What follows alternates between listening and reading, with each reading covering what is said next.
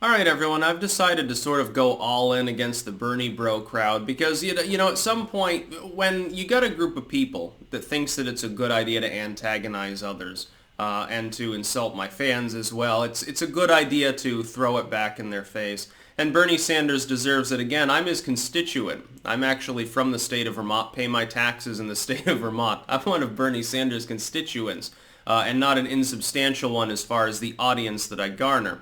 So Bernie Sanders, I figured I'm just going to keep weighing in because people need to know about the real person. For instance, everyone has blissfully forgotten that time in the 2016 election where Bernie Sanders basically came out and admitted he was a complete fucking bigot and said, and this is essentially a quote, and link in the description, "I'm sorry it's to a CNN video, but YouTube has basically buried every other mention of it behind a wall of priority bullshit."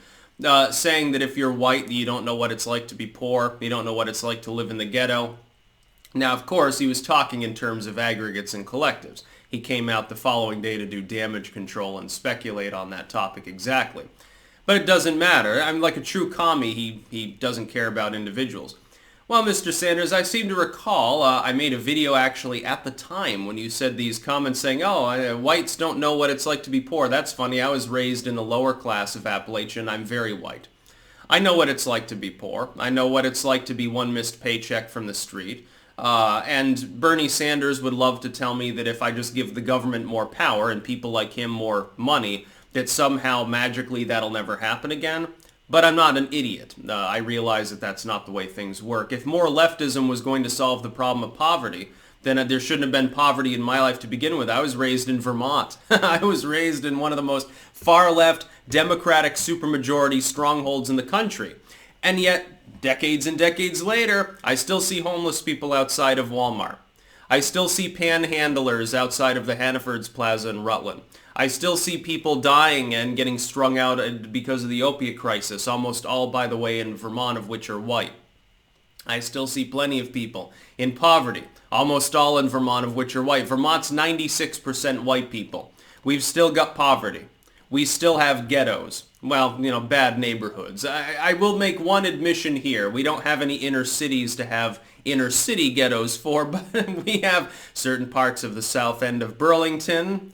We have the Gut in Rutland. We have some, less nice parts of Vermont. We have Barrie. No offense to any Barrie dwellers. By the way, Barre for out-of-staters. It's not actually a pie ingredient. And this is Vermont, and you've got plenty of Appalachian poverty. Look at West Virginia. I would love to see Bernie Sanders go and play this video in like a mining town in West Virginia or maybe West Pennsylvania and see what reaction he gets. He's a bigot. He's just pandering to people when he says things like that. Like the other day, he made a tweet and he's like, "Well, I'm proud to be potentially the first Jewish president." And I'm thinking about the level of sheer identity pandering that Bernie Sanders is delving into is uncharacteristic even for him.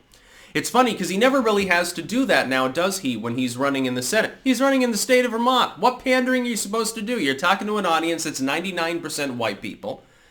Mostly people that are, you've got the older side, sort of 40 and 50 selling Vermonter, and then you got the UVM, like the college kids.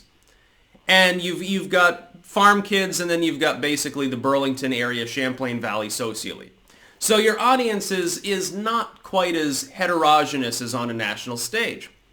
The problem for Bernie Sanders really ultimately boils down to the fact that he's never been tested outside of the walls of Vermont.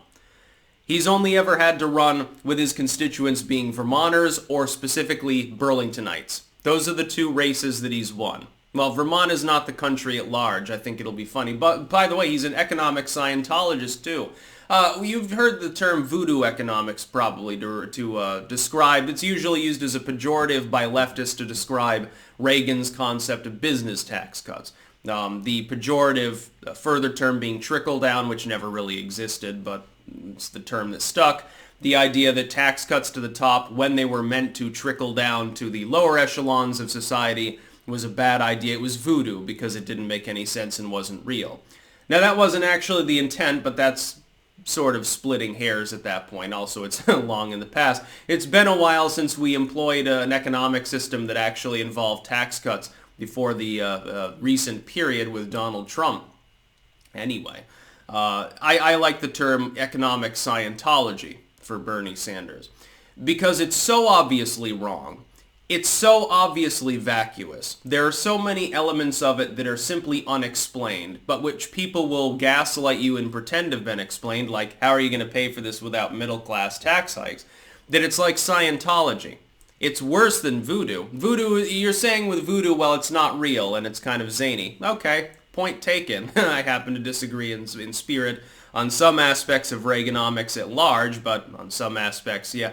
Guess what? You're right, and a lot of people on the right won't admit it, but Reagan wasn't exactly a messiah. Don't tell him I said so, though. Some of these people still worship his ass. With regards to Bernie Sanders' economics, though, you've got a situation where the government is supposedly going to nationalize healthcare and education at the highest and lowest level, universal pre-K, free college, community, trade, whatever. Government's going to nationalize these things. But it's totally not socialism, say his fans. Don't use that term. It's a dirty word. It's funny how Bernie Sanders is honest enough to at least use it.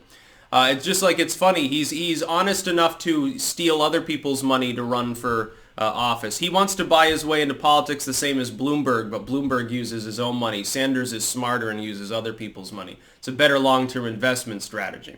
The economic Scientology, though, creeps in when you ask for an explanation.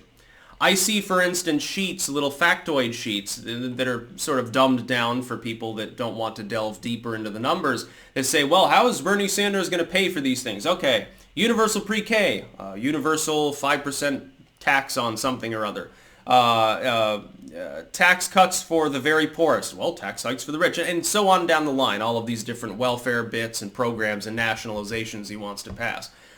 But when you query how all of those numbers actually won't cripple the economy, or how it actually adds up, when you get down to the nitty-gritty of saying, well, if this lowers productivity, how are the numbers going to remain the same?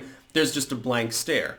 It's like Scientology. Try asking them to explain their little sci-fi doodad devices with which they study your midichlorian count or whatever the fuck they do, or how their programming sessions actually work, and they'll just say, oh, you have to pay your way in to find out.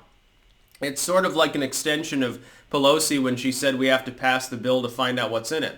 With Bernie Sanders, you have to adopt the extreme, the economic extremism before you can find out if it'll debilitate your economy or not. It's economic Scientology, and he's a bigot.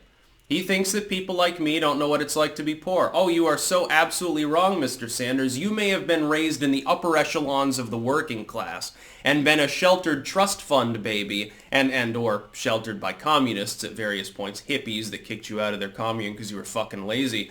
You may have then, because you're smart, and no one's arguing that Sanders isn't academically gifted, he goes to college, gets a good education, becomes a professor, goes into politics. All he has to do is pander to people, and he keeps getting his money, his taxpayer funding. He doesn't know what it's like to be one paycheck away from poverty. He knows what it's like to turn on, tune in, drop out, I guess, for a little while before the hippies decided they were enough was enough. Maybe it was just too late in the 60s. It's like the acid began to wear off, and then they got addicted to coke, and they said, okay, well, if you're not scoring us some fucking money, you aren't scoring any of this powder. So they kick him back out in the wake of the 70s. I'm just trying to think of how funny that situation would be. No, he's a bigot. No, he has a stick up his ass about poor white people, probably because they tend not to vote for against their own self-interest by voting for yet more taxes and regulation, which is why all of them are poor to begin with. By the way, that's true about non-white communities, too. Look, it's leftists run the inner cities. If you've got a ghetto of primarily black people or Hispanics, it's not run by some crazy dude waving a Confederate flag around. That's just not how it works.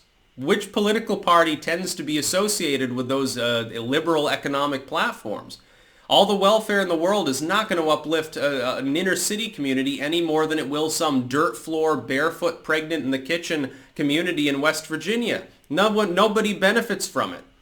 If the democratic platform of economic leftism was going to help these communities, don't you think its adoption widely in the 70s, all the way up through with an exception of the last couple of years and a little bit under Reagan, don't you think that neoliberal platform would have done it by now?